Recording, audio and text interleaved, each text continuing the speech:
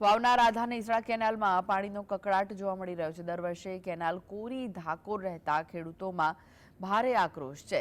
ખેડૂતોએ અનોખો વિરોધ કરીને તંત્રને જગાડવા કેનાલમાં ઢોલ વગાડ્યું હતું। કેનાલમાં ખેડૂતો એકઠા થઈ પાણી વિનાની કેનાલમાં તાપણું કરીને તંત્રને જગાડવાના પ્રયાસો કર્યા।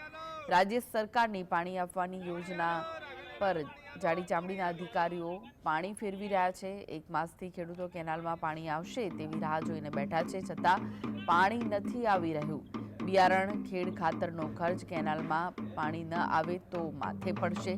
રવિ સિઝનમાં સરહદી પંથકમાં પાણી ન મળતા ખેડૂતો ત્રાહિમામ પોકારી ઉઠ્યા છે।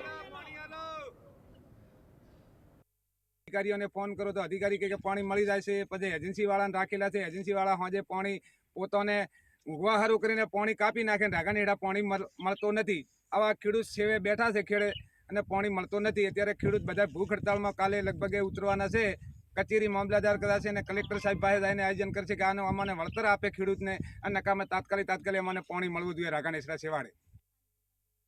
રાગા નેસડા વાળો બધું પાણી જીરા ખાતર બિયારણ વાવલ પડ્યો છે અને અમે સાહેબ ગરીબ માણસ છે, અમારે કોઈ રાડ સાંભળતો જ નથી, એટલે અમને પાણી જ નથી મળતો। પાણી કે આવે છે આવશે એમ કરીને સાહેબ મહિનો લગભગ પાણી